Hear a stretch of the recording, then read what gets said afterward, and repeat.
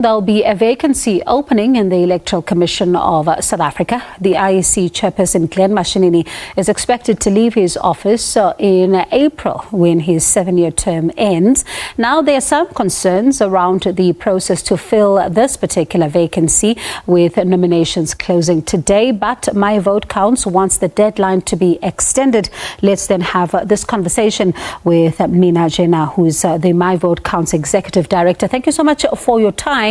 Let's begin before we get into the process. I mean, the closing date is today. Have you received any response to your letter? Hi, thanks for having me. We actually received a response about 2 hours ago, and the acting Chief Justice indicated that he will extend the call for nominations to next week, Friday, the 25th. Is that sufficient time? Well, we requested for 2 weeks. His letter did state that it's impossible to extend it beyond that. It's not ideal, but I think it's enough time for us, for the Office of the Chief Justice and for the media to sufficiently publicize the call for nominations. And do you think this is also, though, enough time looking at between now, I mean, you're saying they close next week, and April? Is there sufficient time, though, for this process to be concluded? Well, the Chief Justice seems to think so. The process, I think you're right, the process is quite comprehensive.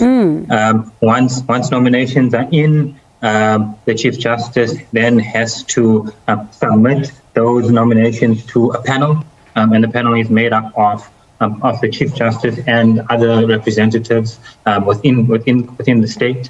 And then interviews happen, which we know from experience from 2018. The interview process is quite long.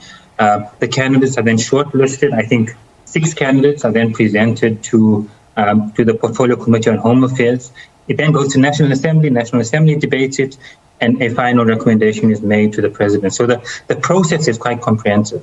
The Chief Justice does seem to think that the time is enough. And I mean, when you think about this process in and itself and what you've just described, of course, those interviews, we don't even know how long those particular interviews could take, because we saw the JSC interviews for the candidate of Chief Justice going back and forth and coming back a second time. It may very well be that we find ourselves here in this position again here, because should they nominate, maybe have a shortlist and send the candidate to the National Assembly, the candidate may not necessarily receive the backing of the National Assembly, which may also further complicate matters. You're right. And well, just to say that I don't think we can afford to have a gap. We can't afford to not have a commissioner, a chair in the IEC. I think that it's on civil society, it's on ordinary South Africans, it's on the media to put pressure on the Office of the Chief Justice and others to ensure that the deadline is met. And the current chair, his term ends on the 16th of April. So when we look at the process that took place in 2014, juxtaposing it to what is taking place now, would you say that it's been transparent? I think the previous process has been transparent.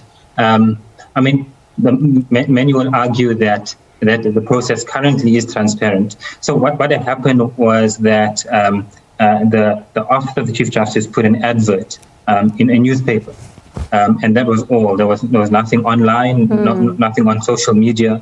It was just the bare minimum was covered for transparency. Our argument is that that's not sufficient, especially for such an important role. We believe that the integrity of the IEC is crucial. It's crucial because the IEC is integral and crucial to our democracy sustaining itself. And in order to maintain the integrity and the credibility of the IEC, we need to ensure that every single process that IEC is involved in is open, is transparent, can be criticized, and there shouldn't be any room for corruption. There shouldn't be any room for patronage when it comes to this crucial role, especially in the context of South Africans. Study after study show that South Africans are losing trust in institutions, in Parliament, in the government, in political parties. We can't afford for the IEC to fall victim to that. Listening to what you're saying, could I be correct if I say that I know that the Office of the Chief Justice says this is sufficient time and we could see this particular process wrap in time, but could we be also correct to assume that we may see an extension of a contract for the current chairperson, Glen Mashinini? I don't know. I think it's too early to make such an assumption. I have faith that the time is sufficient. We need to continue to apply pressure. We need to ensure that once the Office of the Chief Justice does release a statement, which will be fairly soon, that nomination process is publicized widely, so that the public can engage and the public can make nominations. And then beyond that, we need to apply pressure.